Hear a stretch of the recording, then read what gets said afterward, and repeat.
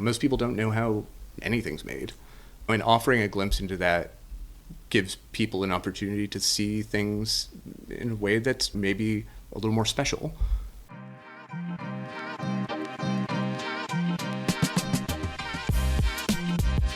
Welcome back to The Materialist. I have the great pleasure today of speaking with a great friend of At Present, Colin Lynch. Colin Keane Lynch, as the case may be here. Colin is a jewelry maker and artist whose line Keane has been featured on At Present for, I don't know, I guess the last couple of years. Yeah. Delighted to see you. Thank you for coming over. Nice to see you as well. For the beginning here, why don't you start by giving us a sense of who you are and what you do? Who I am, Colin Kane Lynch. Jewelry line Keane. We work with a variety of materials, but primarily focus on glass. We were talking before we came on here about how you got to this. We were talking about it a little bit because I'm about to take a trip to Mexico City, and you were telling me a really interesting story about your family, which felt like it was hinting toward the origin story of how you became an artist. And we didn't get to the end of the story. Yeah, sure. My father, when he retired from being a zookeeper, decided to open an import business. He and my mom sourced artisan goods from central Mexico and Italy, which, as we discussed, don't often fit in the same box, but what they do have in common is deep and rich histories in artisan craft. Because they were working with artisans in Murano, they were starting a workshop program during the summers and offered to take their child off their hands for the summer. And as a 15-year-old being given the option to spend my summer in Italy learning to blow glass, I started and I never stopped. And did you have any exposure to that before, or you were like running around playing with G.I. Joes and all of a sudden they're like, hey, you should go blow glass? You're like, all right, that's cool. No, I was more Legos than G.I. Joes, but at that point, arts had always been a big thing in my family. I think I got my first camera when I was like 7. My uncle was a professional photographer. When he died, we inherited all of his darkroom equipment. From a young age, I had wanted to be a photojournalist, and then at age 15 or so, with that, it quickly fell to the wayside. I want to go back because there was just something that I couldn't leave alone, and maybe it's in part because my children are obsessed with animals, but your father was a zookeeper. Mm-hmm. What was that like growing up? It was awesome. Yeah. Yeah, probably the time where most of my friends thought I was the coolest, and yeah, we grew up with, I think, 12 or so animals in the house. You grew up in St. Louis? Yeah. And did he work at the St. Louis Zoo? He did, which is is in Forest Park? It is one of the best zoos in the country. It's also free. But yeah, being able to go there after school, feed the elephants or name an animal, just not the big cats, was fascinating. And I think that and just a lot of my parents' priorities really dictated a lot of the things I ended up enjoying. Travel, nature. Yeah. One of the themes of this podcast is exploring kind of materialism. Mm-hmm. And clearly there's a lot of that in what you make. But I'm curious to understand what materials were around as you were growing up. We talked about Legos, which are literally the building block of so many things. But were you collecting things and putting things together, melting them? What was your... Yes. My mom also made paint, or she just retired a month ago. Her family business was making industrial lacquers and finishing. Anything from Steinway pianos to, developing niche water-based nail polish for eccentric dentists. That took a weird turn at the end there. Nail polish for dentists? No. It was a quirky dentist who in the 90s wanted to develop a water-based nail polish. It was just something that stood out in my mind from my childhood. Yeah. Because it is bizarre. Yeah. But, what they focus on is doing a lot of niche development and R&D that larger manufacturers wouldn't touch. I grew up material-wise, there was lots of paint. So was she a chemist, or what does that look like? My grandfather was a chemist, my uncle was a chemist, and so she has her MBA and ran the business. I think she brought in the Steinway account, so she helped with sales and whatnot, and just general admin. Interesting. And so did you play in the paint factory when you weren't at the zoo? Oh, it's not maybe a most normal childhood, but as a consequence, I definitely like the smell of gasoline and any type of thing that's probably not good for me.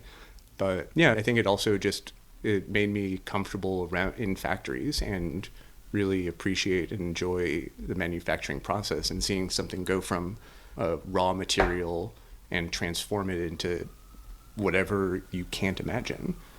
I still do that. That's half of my process, is starting with one idea where I know it's only a starting place. Point might look like that, might look completely different. And just working with material and going back and forth and having a dialogue with it is part of it. And color, I imagine, may also be a through line there. Yeah, just color and pigment in general. So, 15 years old, you get to spend summer out on the island. And what is that? What is that like? It was amazing. And honestly, I was too young to really grasp a lot of what I was having the privilege of learning, because the people who were teaching these programs were literally the best in the world at their craft. But they were super welcoming, as were all the other students who were from all over the planet. If you're a basketball player and you need to go to basketball camp, but like Michael Jordan was your exactly. instructor. Yeah. And also I would get to travel in Europe without my parents, so I got into some trouble.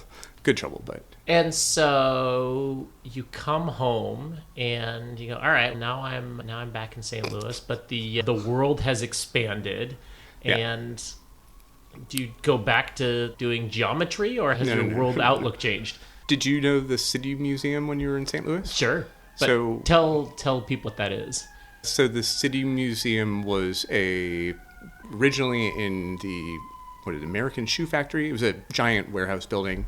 There was an artist that owned the space named Bob Castley, who basically, we had some really bad mayors in St. Louis for a period of time, so all these historical landmarks were being torn down, and he was friends with all the salvagers, and they would just salvage and then start to recreate new structures within and outside and on top of that building. They happened to have a glass studio there. Bob's son was a classmate of mine, and when I was bragging to my friends at school, hey, I'm going to get to go to Italy and do this, but I want to start getting a foundation before I go there. He mentioned the glass studio, introduced me to the owner, and that gentleman let me go there every day after school from then until I went to college. Yeah. And what do you start off making as an apprentice glass blower? This is a remarkably challenging and physical activity. Yeah. Being 15 years old and just at the beginning of your skill set, what is the output? To clarify, the studio was a glass blowing, so traditional large-scale blowing, so I did do that. And then there was also flame working, which is more specifically what I do now. The owner of the studio was a little bit temperamental. After a period of time, assisting him, just basic, heat this thing for me, grab more glass, make a paperweight, do a demonstration. At a certain point, I realized that I could avoid getting yelled at if I just worked on a torch. And so I gradually moved over to just doing that. And it was probably some of the things you'd expect from a 15-year-old, some paraphernalia, mushroom pendants. But then I was also making Venetian goblets and stemware and which is the vases. other thing that most 15-year-olds are making. Totally normal. Renaissance-inspired. I had these kind of two different, very different. The guy who was ostensibly teaching me he followed the Grateful Dead for 20 years, and so you can make some assumptions just from that statement. So he had a completely different ethos and background to what I would get when I was in Italy. There really wasn't any day where I was making the same thing. It was always tinkering, and if my friend said, hey, I want X, Y, and Z, it's an opportunity to try and have a goal and work through it. Yeah. But yeah, it just depends. Wine glasses for moms, other things for other people. Each according to their desires. Pretty much. And so graduate from high school and go off to college and continue down this path? Yeah. I went through the glass program at Rhode Island School of Design, which is not necessarily, it's not what you would assume maybe for a glass program. It's really a fine arts program where glass is one of the materials you have access to. It's actually the only material you have access to, but they expect you to be really sensitive to the materials and what they bring to your work, to the sculpture. So it was really a fine arts program. As opposed to what? As opposed to a crafts program where, concept is not really the primary driver and aesthetics are. So, that just wasn't. If you had a concept and you were exploring it and whatever metal was the most appropriate intrinsically to and conceptually convey what you were trying to get to, you better be able to find someone to do that metalwork for you. So it actually was great because it taught me how to figure out how to work in materials and industries that I had no background in and just isolate the variables. And these are the different things and find the appropriate resources and manage them. And how much of that is collaborative versus lone wolf? Collaborative in what sense? I am working with a metal worker, or I'm working with people whose specialty is in others. If there was something that I wasn't informed about with a different process, then it was definitely a dialogue. Generally, there was a specific outcome that was needed, and so it was more of a fabrication. And so understanding some of the basics for that material going into it made it a little easier to navigate, so it was less of a dialogue, because in those instances I had a specific idea of what I needed to physically manifest.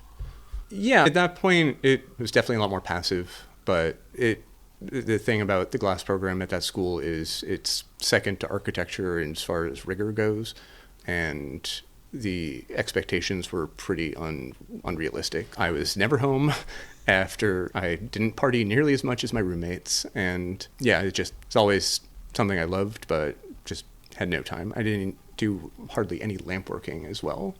So it was really 90% of my work didn't involve glass in the program. And instead, anything you could think of, ground up bricks, yarn, sugar, any material. I'm fascinated by this because it is so far removed from my educational experience. So I hope you'll excuse my ignorance in this line of inquiry. But what does an assignment look like in art school? It doesn't look like anything. That's the problem. So what is the prompt? Create a project that focuses on identity, and however you choose to interpret that is entirely up to you. Granted, when it comes to critique, you will be evaluated, and it's intimidating, to be honest. Especially when you are leaving, just growing up and finding out who you are, really identifying your perspective or your point of view and developing a project around that is, it's just intimidating. And the critique is both the execution and the content? Yeah, I think... I don't know that one is... if you don't execute it properly, then the concept doesn't generally come across. So without the appropriate execution, generally you're not going to get that second part. How those two things are related, potentially how the materials inform the concept or support or reinforce it, are subject-wise a lot of what the focus was on. So definitely an atypical glass program. Are there things that you worked on that were particularly memorable as you think back on them? Specifically, the ground-up brick one was a fun one. Making little sugar cities and then desecrating them with normal household items was definitely an enjoyable one as well. Yeah, I think those were all going into my senior year, so at that point I had gotten a little more comfortable in finding my own voice, and had really just dedicated myself to being in studio always. And honestly, that really hasn't changed much since then. And you go from RISD on to Corning after that? No, I Corning, I did workshops when I was in high school. Okay. And then I think another when I was in college. I graduated in 2008. Perfect time to graduate and move to New York. Nothing else happening in the world. Nope. No, I had a job lined up in New York working for a sculptor and moved here, and within about a year the art market dropped out and I found myself looking for a job, which ended up working in menswear. That was kind of design, sales, manufacturing. Over the course of the time I was there, all started in sales, was the general manager for a number of years, They wanted to develop a apparel program, so I helped them launch that, and everything from design, sourcing, manufacturing. Going back to what I said, really what I learned in school was how to figure out how to do things. And so that really came in handy when that opportunity presented itself. And the stores were great because the owners allowed me to use their retail spaces as testing grounds for the first styles I was developing. Do the stores still exist? Yeah. It's called Odin. Okay. There's less stores than there used to be. Only one left. It's on Greenwich Avenue and Jane. And who was their market? Who was their customer? Men with a lot of money. We stocked Thom Browne, Comme des Garçons, the gamut of advanced contemporary and contemporary brands. And at the time when they opened, there wasn't an independent menswear store like it in the city, and as a consequence, they became pretty successful pretty quickly. You had literally every strata of person coming in there, so it was cool because you'd meet people that I never had any experience with in finance, or filmmakers, actors, actresses, just the super from the building. Yeah, it was actually, I don't miss being subject to whatever someone wants to say to me, but I do miss that aspect of working in retail. Yeah. Yeah. And did you understand the product? Did that make sense to you, why these were things that were desirable? Yeah, actually, because a lot of the things had stories, and having a background in any kind of craft, some people choose to think expensive clothing is not the same thing as an expensive handmade object. But to me, as long as there's actually a reason the clothing is expensive, not just branding, it's very easy to communicate. And yeah. So you are with some of your own pieces in these spaces? Yeah, I mean, it took a little while after starting there to start to find time to work or even have a studio again. And at a certain point, I just missed working with material and wanted to find a way to found that 60 hours a week in retail wasn't working hard enough, and so you needed to bring more hours in? Exactly. 60 is a good week. But no, having a degree in fine arts is not the most practical degree. Trying to wed some of the experience I had gained working in that world with materials that I enjoyed very much became a new little thing to tinker with and problem solve, which was way before we actually started doing collections. And it was nice because I would get to see how customers would interact with the pieces and see what they responded to, see what they didn't respond to. Yeah. And was it jewelry to begin with? It was, yeah. And do you remember the first piece that you made that somebody bought? Yes, I do. I was a Finnish man. And yeah, it was a vial necklace with a gold leaf in it. Very simple design. All of the pieces from that kind of era were all conceptually motivated by materials that had no real value. Gold leaf, obviously, it's gold, but it's not worth very much money. Will of a wisp of a piece of Yeah. Even just like natural different sands and like different things that kind of had a pigment quality, pollen, finding these things that had, aesthetic qualities, but that had very little fiscal value, and kind of trying to highlight that as an alternative to a lot of what I understood was brands propping up their prices for no reason.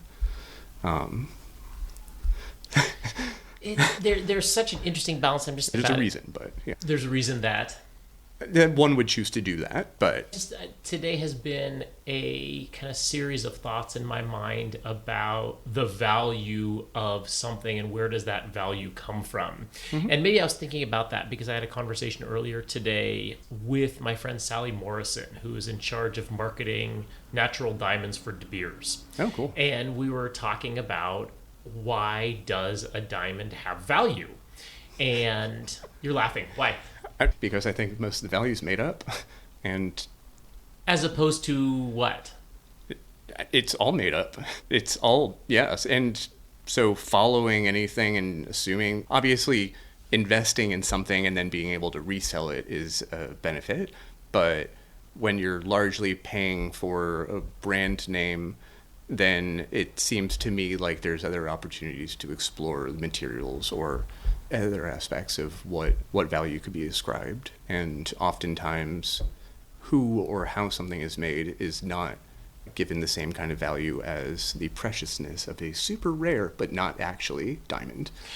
Yeah, it's so interesting, right? Because you have the supply side of it and you have the demand side of it. And the supply side of it is, all right, how complicated is it to make or extract this thing? Mm-hmm. And the demand side of it is what you were just talking about. All right, how much perceived value is in something? Yeah. And it's absolutely true, but it's true of everything. And the question is, where does that perception come from? I think is a really interesting one. And there's a combination of pillars of something. All right, this is perceived to be rare. Okay, yeah.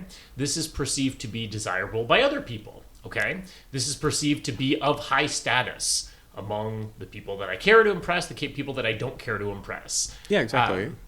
This is desirable because of who made it or what the design is or whose name is on it. Yeah, I don't know. I think it's one of those interesting bits of quicksand that you think something is solid until you start poking at it, and then nothing is, and then you have to build it back up again because people do behave in a certain way. I don't know if you have to build it back up again, but yeah, the other thing that is also informs that is information. And for example, glass in, say, ancient Egypt was as or more valuable, is probably one of the most valuable materials because the knowledge of how to make glass and execute it and get the colors or whatever was very limited. And if you can imagine figuring out how to do that thousands of years ago, it's really impressive. Same with Venice. You know, their whole dominance as a trading port was, especially with glass, because no one else could make pure, clean, air-free glass. So obviously those things shift over history, but it's just a little bizarre to think that the Egyptians who built the pyramids valued glass over gold, let's say. Sure. Or gems, you know. Did you ever read the book Stoned? It was a great book about the history of gemstones, but the first chapter is the deconstructing of the story of, did Manhattan get sold for glass beads? Which is a fascinating story that I would recommend anybody who's interested in this sort of thing to look at. But yeah, there is, and maybe there is some sort of supply component there also, that when it is difficult to make something, obviously that moves the price higher up. But I think it does affect the demand also. Yeah, of course. If it's excessively priced, the demand's going to be of a more specific niche group of people. Yeah. So that's informed how we've structured our pricing, so that something that is handmade in New York can still be affordable to someone who isn't making a buttload of money. Right. And having our pieces aligned with things that are mass manufactured overseas, having those two things at the same price point, I'd like to think that people can start to pick something that maybe the value proposition's different. But it's one of the things that gets me so excited to be able to sell your work is we had a chance to come visit you, I don't know, at some point last year. And Colin has the coolest space in the Brooklyn Navy Yard where all of the pieces are made by you, by hand, one at a time. And I think I told you there, it's just so cool for me to think about every time we sell a piece, you sitting there, and I know exactly who's making it and where it's coming from. Yep. And to me, that's impactful. Those are the things that I like to bring into my life. But yeah. And it shouldn't be that they're exclusively for people who can, who have a lot of money. I think it can be done in a way that is accessible. I grew up shopping at Target and thrift shops, so I try and keep in mind that I want to be able to offer things that someone my younger self could afford or could save up for that wouldn't break bank, and still develop styles that take a lot more work to execute and sell for a significantly higher price point as well. having that range is important for me. And how do you find that people discover your work or come to appreciate this is just how this is created? Because there's the first thing, all right, I see something and I like it. All right, I like how it looks. I think for most people, that is the entry point, unless you meet somebody like, oh, you're super compelling. Hey, tell me what you make. You go, oh, I make this thing. Oh, cool. All right, I happen to think, but I like you better. I think it generally goes the other way around, right? You fall in love with something, and then you go, oh, the intentionality behind this is amazing. Yeah. It generally, if I have people visit the studio, and if there's time to show them how any of the pieces are made, that really, especially if you do that at the beginning of the visit, completely changes how they look at everything else in that space. So there is a big disconnect between how things are. Most people don't know how anything's made. And offering a glimpse into that gives people an opportunity to see things in a way that's maybe a little more special, or they're able to appreciate what went into making a cup, even something mundane as that. But so we go from our Finnish friend buying the first piece, and you... He wasn't a friend, but yes. He was the friend in the purpose of our story. Fair enough. Right? And my opinion is anytime somebody buys something from me, they are now my friend. That is the definition of... Yeah, sure, fair. So I use the term cheekily. But from there, for you to go, oh, like this might be a thing. Oh, yeah, that took a while. Yeah, tell me about that process. Honestly, the process, trying to think the best way.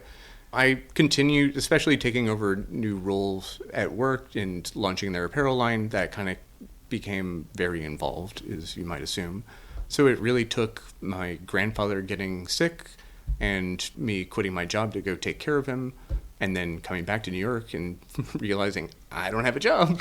That was really the catalyst for me starting to focus and develop formally designed collections instead of what it was before, which was really more of a concept with a limited number of designs. Yeah, desperation to not go back to working in retail was a huge driver in it, and it was the first time I had an opportunity to really have time in almost a decade. I just dug my heels in, developed the first collection, started showing. And what was was there a theme to the first collection? Yes, that season was rave culture was big where I grew up when I was a kid, and a lot of my friends were, so a lot of 90s Midwest rave culture, and then I think that was generally the theme for the first collection. There were a couple other little influences, but... And who did you find responded to it? Retail-wise or consumer-wise? Consumer-wise, right?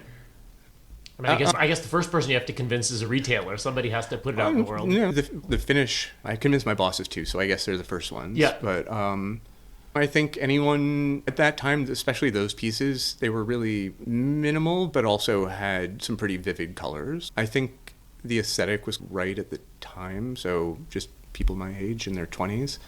Yeah. Seeing more people responding to your work, you started seeing more people buying it. Mm-hmm. Was there a moment when you were walking down the street and someone you didn't know was wearing one of your pieces? The problem is, as things started to pick up, that meant I walked on the street less. So I see a theme developing here. There's a little bit of commitment to whatever you're doing. Yeah, it's beneficial to me because it's only helped inform and develop a stronger skill set. But yeah, I remember seeing people for the first time wearing things that weren't friends or family, and it's bizarre. I felt great, but do a double take and then... I want to go, wait, yeah. What? Yeah. Where did you get that? Yeah. I mean, at the time I had a good idea of where they got it. Yeah. Yeah.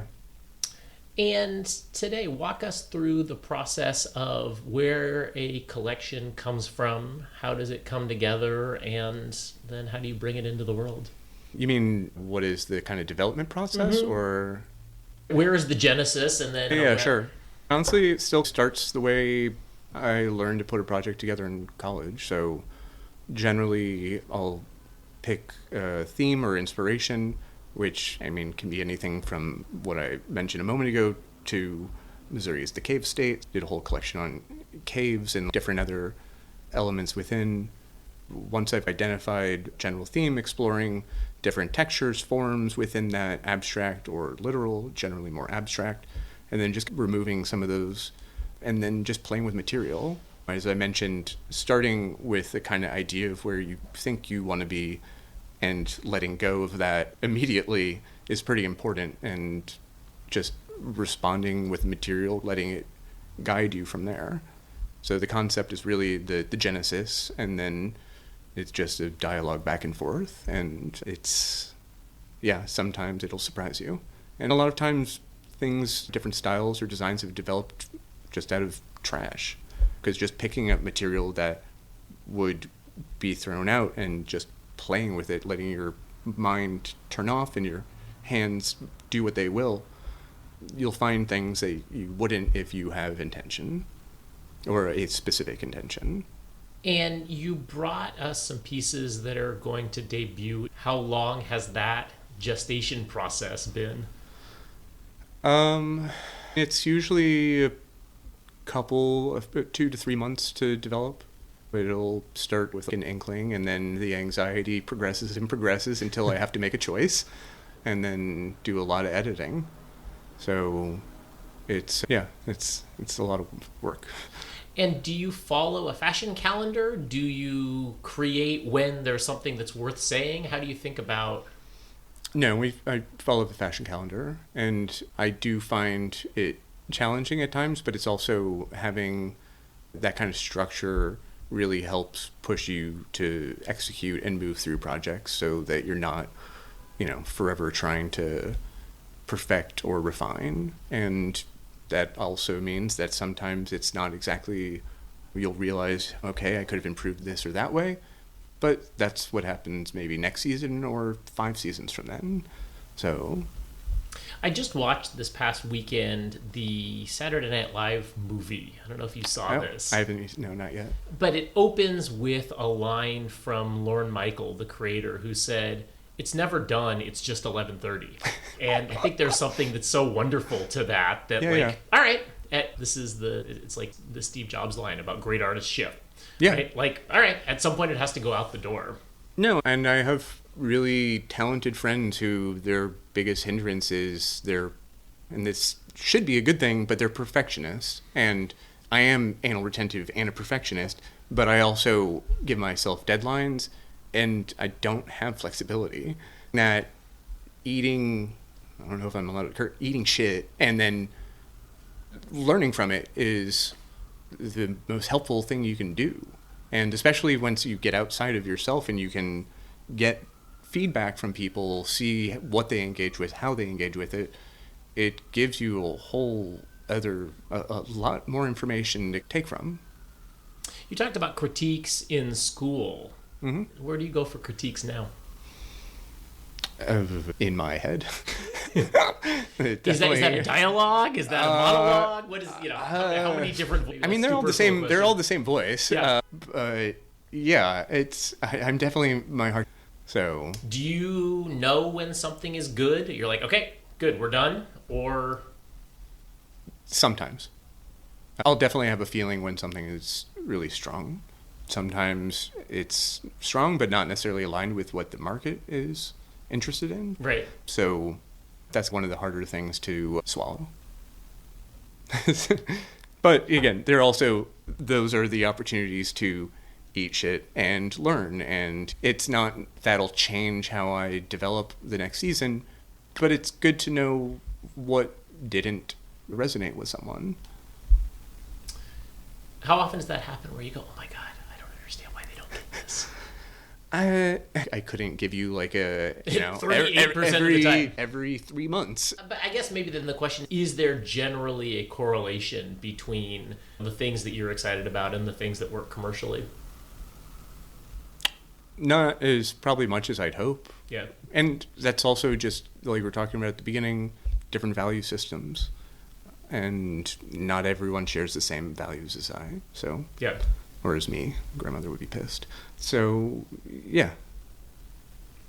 Do you find who have resonated with your work? Raving was more younger than that in high school and stuff like that. The early 20s who were looking back nostalgically on being, 15 and raving. Ironically, as a serious square, I never raved at any point, so this is all entirely. Yeah, very bizarrely, my parents took me to my first rave at the age of 9. Well, there you go. So they were not ravers. Sorry, what's the question? The question is, the people who are responding to your work. Not necessarily. As people age, their interests change. Especially glass tends to be colorful. It doesn't have to be, and we do work with other kind of muted tones, but some people have more colorful 20s and 30s, and then if you live in New York, just wear all black for the rest of your life. You've given up. I mean, we're giving in. Yeah. But yeah. No, I think I still see a pretty wide gamut of people who appreciate what we do. I do think certain people, their aesthetic changes over time. So some of those people have moved in a different direction. Other people, when you see their order pop up for the nth number of time, it's nice to see that they still appreciate the evolution of what we're doing, because it's very different every season. Yeah. How long does it take you to make a piece? It really depends. And some pieces require a back and forth process. You'll do prep work that'll take 20 minutes, but then it has to cool down for a day and then bring it back up the following day, anywhere from 15 minutes to hours. Switching topics a little bit from what you make to the things you appreciate or the things that you bring into your life, are there things that you admire that you are a collector of? Honestly, I haven't been doing as much collecting the last number of years, but gems and minerals were something that we always went to the Gem and Mineral show whenever it was in St. Louis. I love that. Fossils, anything I find in nature. That's probably the only thing that I think I've consistently gathered. And do you still have those pieces? Oh, yeah, of course. And do you? Yeah, sometimes it's just for photography for our website and stuff like that. Or just like taking inspiration from different forms, different textures over a period of time has definitely been a reference. Are there other artists? Are there other creatives that you admire? Most definitely. Not specifically jewelry. Anything. Anybody who you go, wow, I feel inspired when I see something that somebody makes. Wolfgang Leib is a sculptor that I've always really appreciated his work. He's got are you familiar with? No. Some of the installations he does I'm trying to think, I think he's Swiss, but he'll go and collect all the pollen from a field of marigolds and then separate that pollen from the flowers and create these giant monoliths on the floor that are just basically, it appears as pigment. But yeah, his work, Gordon Meta-Clark, Renee Lilly. Yeah, I don't know. I'm pretty bad at being put on the spot for a name, but I definitely like those people. Where do you go next? What is this just Back to studio. What's that? Back to studio. Back to studio. As you think about what do I want this to become, is it just, all right, this is what I feel like doing next? Or is there a kind of larger arc for what you want your brand, your career to grow into? I think really the only thing I'd like is to have a better work-life balance. We've had people in the past help with production, and that's presented various roadblocks, and so that's something I'm hoping just to have a day or two off a week. That's pretty much it. Is there a balance or a dialectic between that desire for control, for that desire for perfectionism, and that to sort of, can I get some help? Can I bring somebody else in? Probably, yeah. Yeah. Yes, I have pretty specific standards, and it's been a challenge for people to meet them in the past. Yeah. Production work is, especially with glass, because it's not traditional jewelry making where, okay, we're going to make 100 of these, have the mold, have them cast, and Yep. like the finishing, obviously there's no blueprint, move this way and that way, but with glass there's very little. You really have to understand the material to be able to work without a mold. Yeah. Colin, thank you. Such a pleasure to get to talk to you. Thank you for sharing your work and your vision and your dedication with us, and just so delighted to know you and to get to represent your wonderful work. So thank you for chatting with me, and thank you for continuing to create beautiful things. Well, thanks for having me, and thank you for the support. That's it for this episode of The Materialist. Thanks to Colin, and thanks to you for joining us. If you enjoyed this conversation, please like and subscribe to The Materialist wherever you listen to your podcasts, and visit us anytime at atpresent.com. The Materialist is a presentation of At Present Matchmaker to Extraordinary Jewelry.